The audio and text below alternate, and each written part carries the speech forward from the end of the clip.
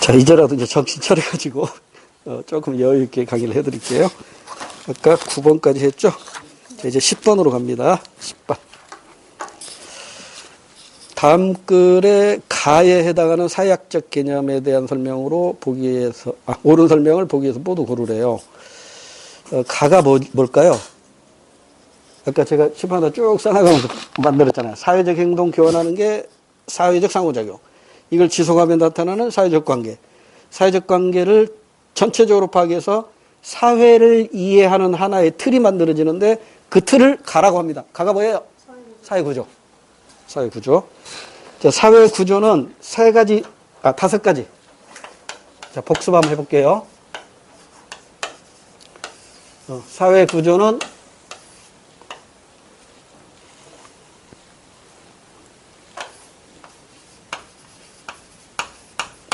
다섯 개의 특성을 가지고 있죠. 지속되죠? 사회 구조는요, 사회 구성원이 바뀌더라도 존재합니다. 여러분, 100년 후에 어디 있을 것 같아요? 100년 후에 여기 있을 것 같아요? 한국에 있을 것 같아요? 다른 데 가 있을 거예요. 그렇지만 한국의 사회 구조는 그대로 지속될 거라고. 사회 구성원이 출생과 사망을 통해서 바뀌더라도 그 사회 구조는 그대로 유지가 됩니다. 이걸 지속성이라고 해요. 이 용어를 묻는 문제도 있었어. 사회 구조의 지속성. 그러면 사회 구조는 출생과 사망을 통해서 사회 구성원이 바뀌더라도 사회 구조는 그대로 그 틀을 유지한단 말이에요. 대한민국 사회 구조 틀을. 그러면 이게 지속되니까 사회 구조는 안정성을 갖게 되는 거예요. 불안하지 않고 사회 구조가 그대로 지속되니까 사회가 안정적이 되는 것이죠. 그러면서 그 사회가 시간이 흐르고 사회 구성이 바뀌어지면서 뭐가 만들어져요? 역사가 만들어진다고. 역사성을 다른 말로 표현하면 시간적, 공간적 특수성이라고 표현할 수도 있겠죠. 그러죠? 시대에 따라서 사회 구조는 변하잖아요. 그래서 역사를 갖게 된다고. 그래서 이 세 가지만 가지고, 사회 구조를 설명하는 입장을 우리는 구조 기능론이라고 표현해요. 구조 기능론. 사회 구조를 기능론적 시각에서 설명했다 이 말인데, 구조 이 말은 주로 생략을 해요. 생략. 기능론 하면 돼요. 기능론. 그러니까 사회 구조를 기능론적 관점으로 본다고 생각하시면 돼요. 그러니까 보수 안정적으로 보는 거죠. 변화를 원치 않죠. 그런데 사회 구조는 지속성과 안정성과 역사성도 같지만 이게 변하기도 한단 말이에요. 변하기도 하는데 사회 구조의 틀이 한꺼번에 갑자기 바뀌지는 건 아니에요. 서서히 완만하게 변한단 말이에요. 그 변하는 과정에서 이 사회 구조가 사회 구성원들을 강제한단 말이에요. 강제. 그래서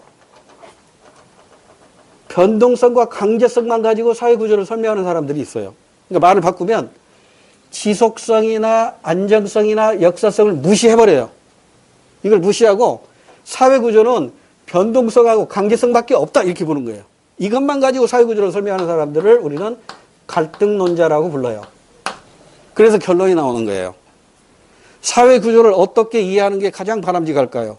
기능론과 갈등론적 시각을 병행해야 돼요. 기능론만 가지고 사회 구조를 설명해도 안 되고 갈등론만 가지고 사회 구조를 설명해서도 안 되는 거예요. 그래서 결론은 기능론과 갈등론을 동시에 고려해야 된다. 즉 병용법 또는 병행해야 된다. 이렇게 결론이 나오는 거예요. 그래서 이 일단 문제 풀면서 다시 설명을 드릴게요. 그래서 이제 이 사회 구조 속에서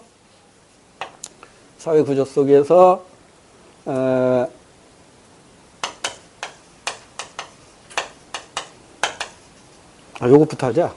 우리가 책에 보면 개인과 사회의 관계에 대해서 어떻게 볼 것이냐. 개인과 사회 관계를 어떻게 볼 것이냐. 두 가지가 있잖아요. 개인을 중시하는 게, 사회는 그냥 이름만 있는 거야. 실제 존재하는 것은 개인이야. 그러니까 개인을 중시하는 것이니까 이게 바로 개인주의와 개인주의를 뒤집으면 뭐라고 그랬어요? 그 뒷면에 자유주의가 있다고 그랬죠? 그러니까 개인의 자유를 최우선시하는 게 바로 사회명목론이라고. 그러니까 대한민국이 존재하는 이유가 뭐예요? 여러분의 자유, 여러분의 개인의 자유를 위해서 대한민국이라는 국가가 필요한 거예요. 그 대표적인 게 바로 뭐예요? 사회계약서죠. 사회계약서. 우리 정치편에서도 공부했잖아요. 사회계약서. 그래서 이 사회명목론의 대표 이론이 사회계약설이었고, 그 다음에 사회명목론의 특징이 요거죠. 사회명목론은 사회는 단순한 사회는 개인의 합에 불과하다는 거잖아요. 즉 우리 문제 풀다 보면 나오잖아요. 이렇게 만났는데 그 이상 되는 게 아니에요. 똑같아요. 크기가. 그리고 사회는 개인의 그림자예요. 그리고 마지막 사회를 설명할 때 모든 현상, 모든 사회 현상을 개인으로 환원해서 설명합니다. 이걸 이제 학문적으로는 환원주의라고 그래요. 환원주의. 그러니까 사회 현상을 설명하는데 그 수단이 뭐다? 뭘 가지고 설명한다? 개인 가지고 설명하는 거예요. 그러니까 대한민국 사람 한 사람을 만나보면 대한민국의 사회를 알 수 있다고 보는 거죠. 또는 내가 미국 사람과 만나서 얘기하다 보니까 미국이 이런 나라구나 이걸 알 수 있다는 거예요. 그러니까 개인을 보고 사회 구조를 알 수 있다는 거예요. 나무를 보면 숲을 알 수 있다고 보는 관점이 바로 명목론이라고요. 이게 이론적인 거고요. 그 다음에 이제 사회적인 실제 사례는 조금 이따 하기로 하고, 그 다음에 이제 사회를 중시하는 입장이 바로 사회는 실제로 존재한다는 거예요. 이름만 있는 게 아니라 실제로 존재하는데 사회도 하나의 생명체로서 존재한다는 거예요. 사회 유기체설. 그러니까 이게 무슨 얘기냐면요. 유기체라는 게 생명체라는 뜻이거든요. 우리 몸이 바로 이게 생명체죠. 유기체라고요.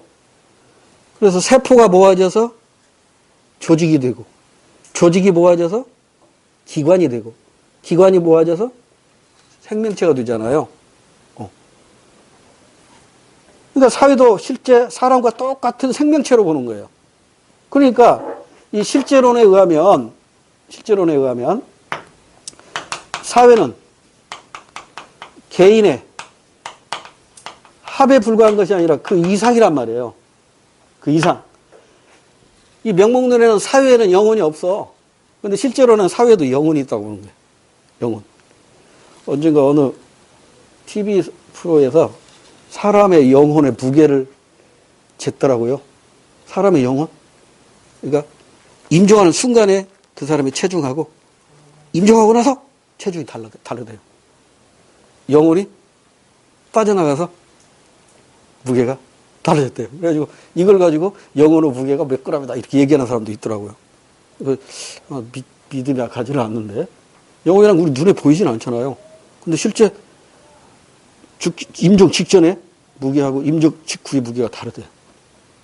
영혼이 빠져나가서 영혼에 무게가 있다고 그러는 건데, 그러니까 이게 바로 사회에도 영혼이 있다고 보는 거예요. 그러니까 사회는 개인 합 이상이라는 거예요. 그러니까 요거죠.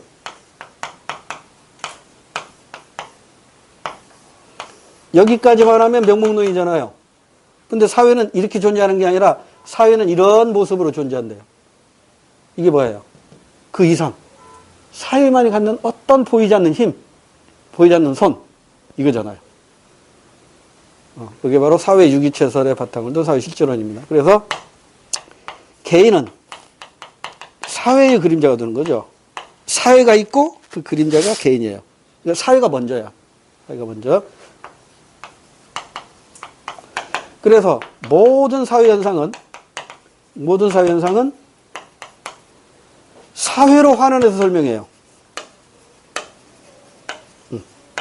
환원주의죠. 사회로 환원해서 설명한다. 그 대표적인 이론이 뭐예요? 대표 이론이 민족주의죠. 민족주의. 그 해겔이 한 말, 유명한 말이 있죠. 우리의 짧은 인생 영원한 조국에 바칩시다. 그래서 히틀러 같은 새끼가 등장한 거예요. 우리의 삶은 짧다. 그러나 영원한 삶은 국가 안에서 가능하대요. 국가를, 그러니까 일본의 그 군국주의가 그거잖아요. 저기, 진주만 습격하는 그 영화 있었죠. 도라인가? 이거, 뭐라고 해요? 그 비행기가 하와이 진주만까지만 갈 수 있는 기름만 딱 싣고, 이제 비행기 타고, 진주만에 하와이에 있는 미 함대에다가 그냥 자살 특공대. 그, 이름이 뭐라죠? 가미가제? 자살 특공대. 걔들이 딱 떠나면서 하는 말이 그거라면서요. 신사에서 만나자. 그러니까, 일본에 있는 신사는요, 전쟁 영웅들의 영혼이 다 모이는 곳이잖아요. 국가를 위해서 전쟁에서 죽은 영혼들은 다 신사에 모인다는 거예요. 그러니까 그게 이제 국가주의죠, 전체주의, 국가주의. 나치즘, 파시즘, 일본의 군국주의 같은 전체주의. 이런 것들이요. 그 다음에, 지금 칠판이 좀 애매해서 일단 여기까지 하고요. 조금 있다가 지우고 불평등 현상에 대한 내용을 좀 정리해야 돼요. 그게 계층 이론이 있고요. 계급 이론이 있어요. 이것도 출제 비중이 좀 높은 편이니까 계층 이론하고 계급 이론하고 어떻게 다른가 이 내용을 문제 풀면서 다시 설명을 드릴게요. 자, 일단 10번 문제는 사회 구조에 관한 문제입니다. 기억번, 안정된 사회관계를 유지하게 한다. 맞죠? 사회 구조, 사회를 이해하는 하나의 틀이 만들어지기 때문에 안정된 사회관계를 유지하게 합니다. 기억번 맞고. 그러면 정답은 1번 아니면 3번입니다. 2번, 4번은 지우고. 니은번, 구성원의 자유의지에 따라 쉽게 변한다. 땡. 변하긴 하지만 쉽게 변하는 게 아니에요. 그리고 구성원의 자유의지에 따라 변하는 게 아니죠. 개개인에 의해서 변하는 게 아니잖아요. 니은번은 말이 안 되고, 디귿번. 개인의 행동을 예측하는데 장애가 되는 게 아니라 예측 가능하게 하는 것이 사회 구조죠. 지속성이 있으니까 예측할 수 있는 거잖아요. 정답 끝났네요.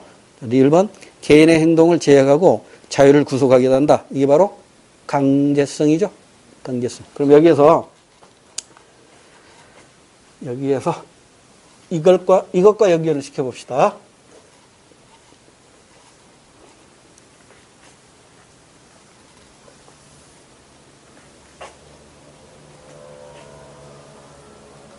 여기 강제성이 있잖아요. 사회 구조는 사회 구성원을 이렇게 행동하세요. 이 행동하면 안 됩니다. 그러니까 할 것과 하지 말 것을 강제하죠. 그래서 만들어진 게 뭐예요? 사회 규범이라고. 그래서 예전에는 사회문학 과목에서 이 사회 규범 가지고도 출제가 됐는데 교과서가 개편이 되면서 사회 규범의 종류에 대해서는 삭제가 됐어요. 한번 들어만 보세요. 사회 규범에는 민습이 있고요. 원규가 있고요. 법규가 있어요. 그냥 몰라도 돼요. 옛날 책이 있거든요. 그러니까 민습이라는 건 뭐예요? 옷 입는 방법이 나라마다 다르죠. 그러죠? 인사하는 법이 나라마다 다르죠. 식사하는 방법도 나라마다 다르죠. 그게 민습이라고요. 그러니까 이 민습을 배움으로써 지켜야 되죠. 그러죠? 우리는 숟가락으로 밥을 먹잖아요.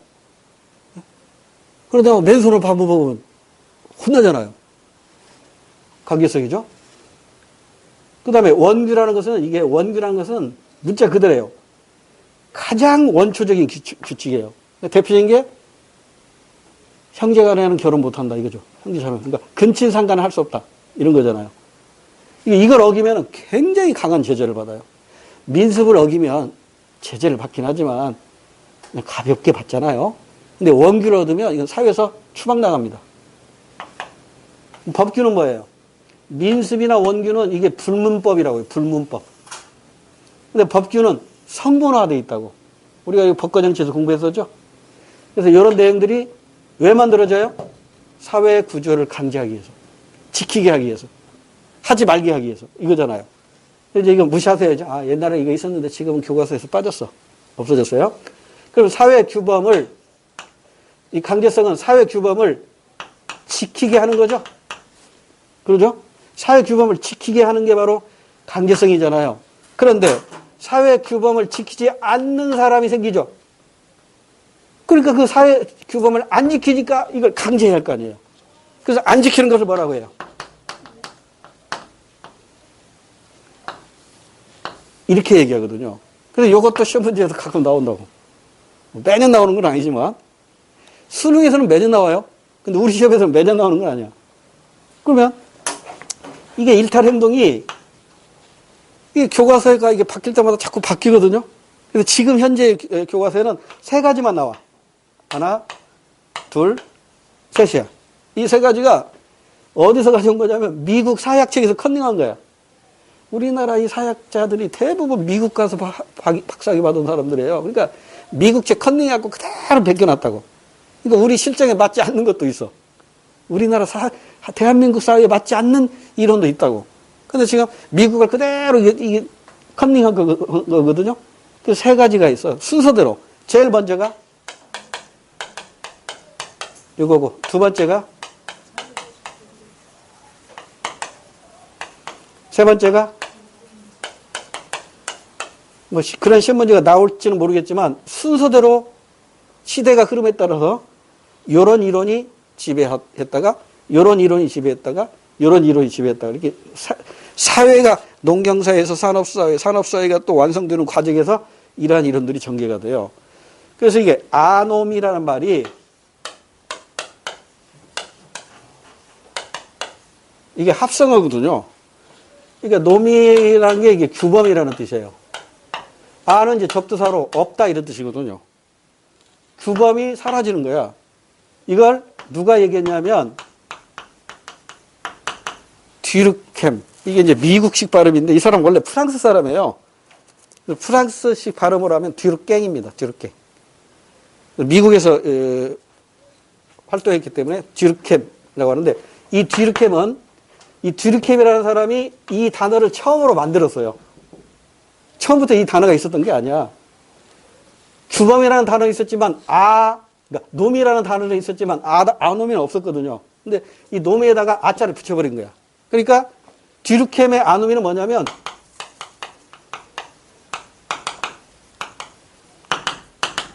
무규범 상태에서 일탈을 하는 거예요. 이게 뭐냐면 쉽게 얘기하면 이거야. 이 뒤르켐은요, 산업혁명이 일어나기 직전까지 살았던 사람이거든요. 그러니까, 이 사람 19세기 사람이라고. 그러니까, 산업혁명 막 시작할 때까지 살아야 돼요. 농경사회가 산업사회로 막 바뀌는 그때 산 사람이라고. 그러니까, 농경사회에서는 이게 집단주의 사상이 지배하잖아요. 농사 혼자 못 지잖아요. 여러 사람이 같이 도와가면서 지어야 되잖아요. 그래서 우리 사회에서도 품앗이라는 게 있잖아요. 근데 산업사회로 확 바뀌어버리니까 이제는 개인주의가 나타나는 거야. 예전에 그 사회문화 시험에 이런 사례가 있었어요. 사례를 제시해서 시험을 냈는데 옛날에 그 농촌에서는 농사가 끝나고 나거나 아니면 농한기 때 또는 여름에 또 여름 저녁에 그 마을의 정자나무 아래에 모여가지고 그 모닥불 같이 모기향 피워놓고 오손오손 모여가지고 농사 이야기, 세월 살아온 이야기를 하는 이런 공동체주의가 형성이 됐다고요. 그러니까 저녁밥 먹으면 다 어디로 나와? 동네 모종으로 나오는 거야. 동네 정자나 마루로 모이는 거야. 그런데 이제 집집마다 테레비가 도입이 돼요. 70년대부터.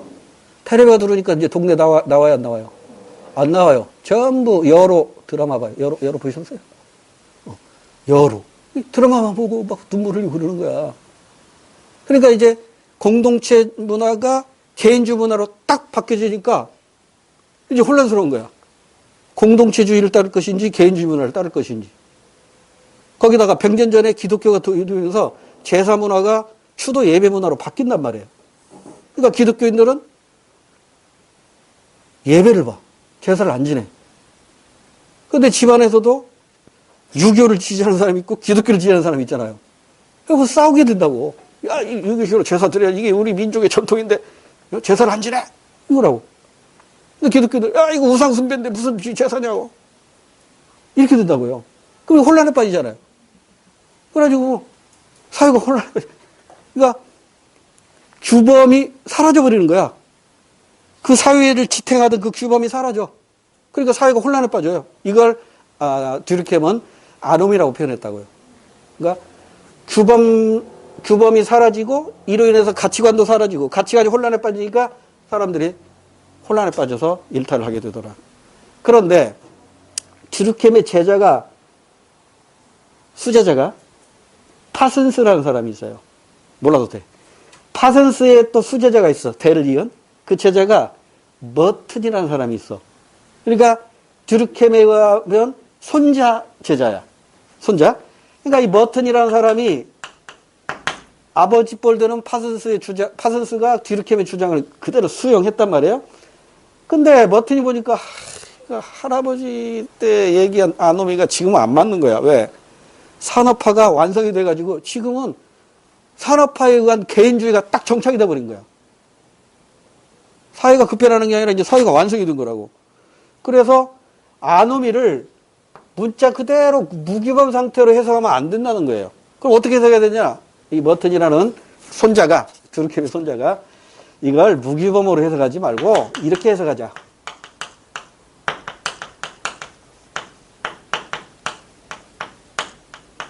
로 말미암은 일탈. 이렇게 주장하는 거예요. 목표와 수단의 불일치. 자, 목표는 사회적으로 수용이 돼. 근데 수단이 수용이 안 되는 것이 아놈이라고 보는 거예요. 다시. 돈을 벌고 싶어요. 열심히 일하면 되겠죠. 사기치는 거야. 사기치는 게 일탈이라는 거죠. 합격하고 싶어요. 열심히 공부해야지. 컨닝해요. 일탈이죠. 국회의원에 당선되고 싶어요. 정직하게 선거활동하면 되죠. 부정선거, 돈을 써요. 금품을 살포해요. 일탈이라고 하는 거예요. 그래서 똑같은 아눔인데 원래 듀르켐은 이렇게 주장했지만 손자뻘 되는 머튼에 와서는 아노미의 개념이 이렇게 바뀌어져요. 그래서 이 두 개를 비교하는 문제가 이제 나옵니다. 수능에서는 얼마 전에 나왔고 우리 문제에서 이제 나올 거예요. 나온 적이 하나 있던가 기억이 까놓을까 그런데. 그러니까 이때 일탈은 급변하는 사회죠. 급변하는 사회에서 나타나는 일탈이에요. 듀르켐의 일탈은. 머튼의 일탈은 급변하는 사회가 아니라 안정된 사회에서 나타나는 일탈이라고. 그러니까 구분할 줄 아는가? 이걸 가지고 문제로 만들어내니까 이거 구분하시기 바라고요. 그 다음에 이제 아노미 이론이 등장하고 나서, 그러니까 이제 농경사회에서 산업사회로 바뀌면서 듀르켐 머튼을 거치면서 아노미 이론이 이렇게 전개가 됐죠. 근데 이제 산업사회도 완성이 되고 이제 정보사회로 간단 말이에요. 정보사회로 가요. 정보사회로 가다 보니까 서로 정보가 빨라. 네. 정보가 빨라가지고 서로 정보를 교환해. 근데 좋은 정보를 교환해야 되는데 못된 정보를 교환하는 거야. 못된 정보를 교환해가지고 사회가 혼란에 빠지는 거예요. 그래서 차별적 교제론이라는 게 등장하는데 이게 서덜랜드라는 사람이 주장한 건데 학자 이름 몰라도 돼요. 이 서덜랜드라는 사람이 오늘날 식으로 말하면 범죄 심리학자입니다. 이 서덜랜드라는 범죄 심리학자가 교도소에서 출소한 사람들을 1대1로 만나가지고 당신은 어쩌다가 교도소를 가게 됐습니까? 어쩌다가 이렇게 죄를 지었습니까? 이걸 면접법으로 하나하나 이렇게 물어봐요. 그래서 결론 얻어요. 결론은 처음부터 못된 짓을 한 게 아니라 못된 짓을 하는 놈을 만나서 못된 짓을 한 거예요. 못된 놈한테 정보를 입수해가지고 그 정보대로 못된 짓을 한 거예요. 그래서 끼리끼리 만나더라.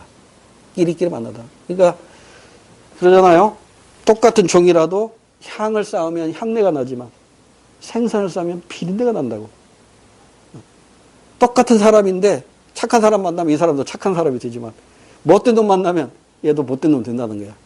그래서 이걸 차별적 교제론으로 정립을 시킵니다. 그래서 이걸 일명 우리 문제 풀 때는 학습 이론으로 이해하셔도 돼요.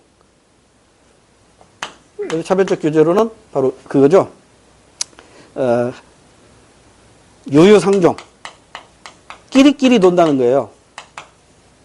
끼리끼리 놀아. 그러니까 오토바이 훔친 놈이 자랑 삼아서 얘기해요. 그리고 그거 재밌겠다 이거 또 오토바이 훔치는 거야. 그 친구가. 그러니까 그 개들끼리 모이는 거야. 여기. 전에 한 번 내가 그 얘기했던 것 같은데. 옛날에 제 친구하고 간단하게 얘기할게요. 초등학교 5학년인데 둘 다 부모가 맞벌이에요. 부모가 맞벌이 하니까 애들이 학교 끝나고 갈 데가 없는 거야. 요즘에 학원 가잖아요. 근데 이게 학원도 학원도 자주 안 가던 그런 시절이니까 지금부터 한 30년 전 얘기 같으네요. 5학년짜리가 학교 끝나고 갈 데가 없으니까 집에 가봤자 아무도 없고, 그러니까 그런 애들이 이제 둘이 만난 거야. 죽이 맞은 거야. 하고 얘기하다가, 야, 우리 집에 가봤자 재미도 없고 하니까 우리 집에서 나갈까? 아주 이것들이 이제 5학년짜리가 이제 모의를 하기 시작한 거예요. 하고 애들이 자전거를 하나씩 훔쳐요. 자전거를 하나 훔쳐가지고 북한으로 가려고 출발을 해요. 서울에서 출발해가지고 저쪽 파주 쪽 가가지고 삼거리가 나왔대요. 삼거리에 구멍가게 하나 있으니까 그 전에 한 놈이 가서 물어봤대요. 할아버지, 북한으로 가려면 어느 길로 가요? 이렇게 물어봤대요. 그러니까 그 할아버지가, 그 구멍가게 주인이, 왜 북한으로 가려고 하냐? 그러니까 엄마, 아빠도 싫고요. 친구 둘이 그냥, 북한으로 가서 살라고요. 이렇게 얘기한 거야. 그러니까 그 할아버지가 바로 112에다가 전화를 한 거지. 그런 거 잡아다가 이제 부모한테 하는데, 부모 잘못이죠. 애들을 그렇게 방치한 거라고. 그러니까 그런 애들끼리 만나가지고 일탈을 하는 거죠. 그게 바로 차별적 교제론입니다. 이런 용어들이 시험 문제에서 언급이 돼요. 유유상종, 금묵자의. 먹 가까이 있으면 사람도 새커머진다는 거죠. 검어진다. 까마귀 노는 곳에 백로야 가지 마라. 까마귀 노는 곳에 백로야 가지 마라. 맹모, 맹자 엄마가 3번 이사 갔다는 얘기죠. 3번. 네, 등. 이게 바로 이 차별적 교제론을 지지하는 우리나라 속담들인데, 이런 것들이 시험 문제에서 언급이 된다고요. 그 다음에 이제 차별적 교제론이 끝나고 나서 이제, 여기에 이제 세력을 얻어요. 낙인이론. 근데 낙인이론은 뭐냐면, 문자 그대로예요. 도장 찍는 거죠. 도장 찍는 거라고. 근데, 이게 도장을 찍는데, 나쁜 도장을 찍는 거죠. 나쁜 놈이라고 도장을 찍는 거잖아요. 그래서 제가 또 이해를 돕기 위해서 수능에서 나왔던 문제의 사례를 가지고 하나 설명할게요. 미국의 어느 조그마한 도시에 백인 꼬마아이가, 흑인이 먼저 왔구나. 흑인 꼬마아이가 과자를 훔치다가 그 가게 주인에게 붙잡혔어요. 그러니까 이제 멱살을 잡고 그 흑인 아빠에게 가가지고 변상을 요구해요. 변상. 근데 이게 변상을 할 수 있을 정도의 경제력이 없었던가 봐, 아버지가. 그러니까 바로 신고해가지고, 경찰서 가가지고, 혼 좀 내주라고. 그러니까 좀, 걔는 어린아이기 때문에 처벌받을 수 있는 거 아니잖아요. 근데 그게 이제 이 아이에게는 굉장히 큰 충격적으로 받아들인 것이죠. 그런데 며칠 후에 백인 아이가, 똑같은 꼬마 아이가 과자를 훔쳤어요. 백인 아빠한테 가서 변상을 요구했는데 변상을 해주는 거예요. 그걸로 끝났어요. 이들이 성인이 되었어요. 어떻게 되었을까요? 백인 아이는 훌륭한 법률가가 되었고, 흑인 아이는 전과 누범이 된 거예요. 그러니까 처음에 낙인을 찍었기 때문에 얘가 계속 나는 이미 사회에서 버린 몸, 그 길로 계속 가는 거예요. 그래서 이 낙인 이론은요, 사회 구성원이 일탈을 규정하는 거야. 이게 일탈이야라고, 이게 잘못된 거야라고 일탈을 규정하는데, 이때 1차적 일탈보다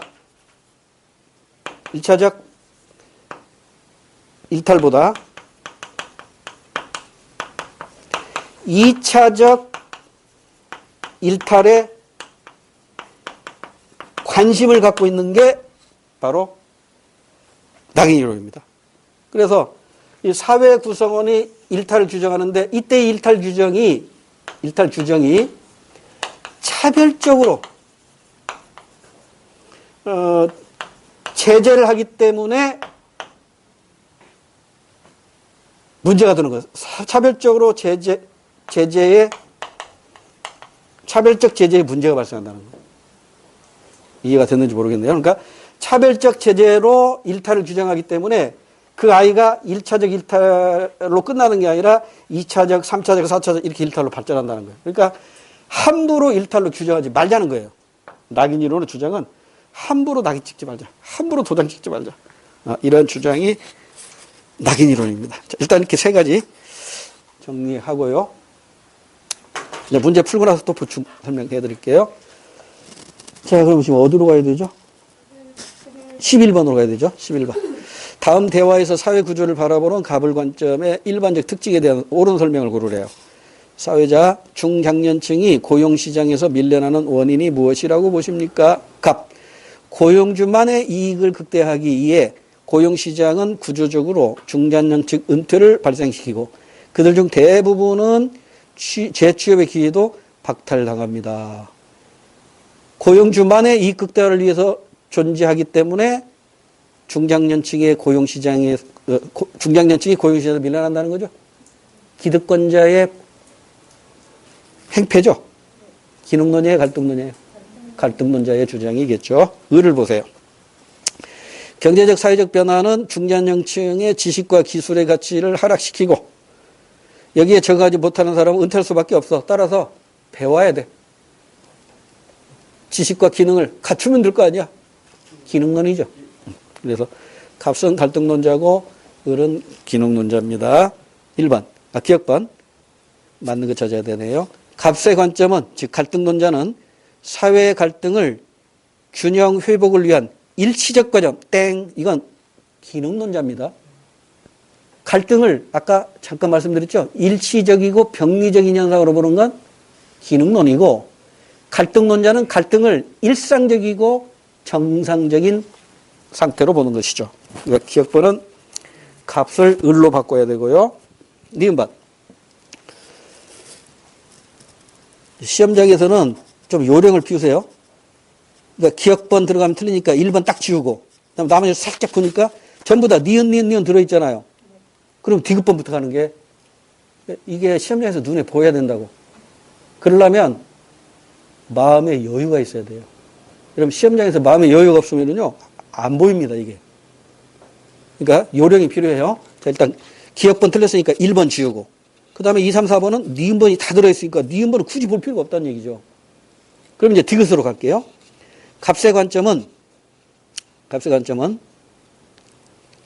을에 비해 사회 변동이 필연적이라고 본다. 사회 변동이 필연적이래요. 사회가 변하면 안 돼. 이게 기능론이죠. 사회는 바뀌어져야 돼. 이게 갈등론자죠. 그럼 맞아요, 틀려요? 맞잖아요. 그럼 디귿번이 맞네. 그러면 3번은 지워야겠네. 그럼 이제 니을번 가지고 정답이 결정되네요. 맞으면 4번 정답, 틀리면 2번 정답이 되겠죠. 4번, 니을번. 을의 관점은, 즉 기능론자는 갈등론자에 비해 현존 사회의 질서를 전면적 재구성을 통해 바꾸자는 거죠. 뒤집자는 거잖아요. 네. 이건 갈등론이죠. 그러니까 값이 을이 아니라 값으로 봐야지. 값의 관점은 을에 비해 이렇게 나가야지. 그러니까 네 1번 들어가면 틀리네. 그럼 정답 2번이네요. 자, 그러면 시험장에서는 2번 정답하고 가는데, 자, 혹시 모르니까 니은 번 확인. 을의 관점은, 즉 기능론자는 사회 변동 과정에서 사회 각 부분의 보완적 역할을 수행한다고 보다 봤잖아요. 서로 보완, 유기적으로 보완하는 관계에 있는 게 기능론이에요. 갈등론은 대립과 갈등이죠. 대립, 마찰, 긴장, 뭐 이런 것이 갈등론자들의 주장이죠. 그 다음 오른쪽 신문의 만평 많이 보았던 문제죠. 저기 부촌이 바로 타워 팰리스가 보이는 도곡동이고요. 그 아래 판자촌이 있는 게 그 대모산 아래 구룡 마을인가요? 구룡 마을. 이거 개발한다고 그러대요. 자, 아빠가 뭐라고 합니까? 너도 부잣집에서 태어났으면 믿을 건 이거밖에 없다. 그러니까 개인의 노력으로 안 되고 복권 당첨만 기다리고 있죠. 아빠는 갈등론자입니다. 근데 아들은 열심히 공부해서 성공해야지. 아들은 기능론자입니다. 그러니까 부자 간의 사회를 보는 관점이 다르죠. 아빠는 갈등론자, 아들은 기능론자. 자, 12번.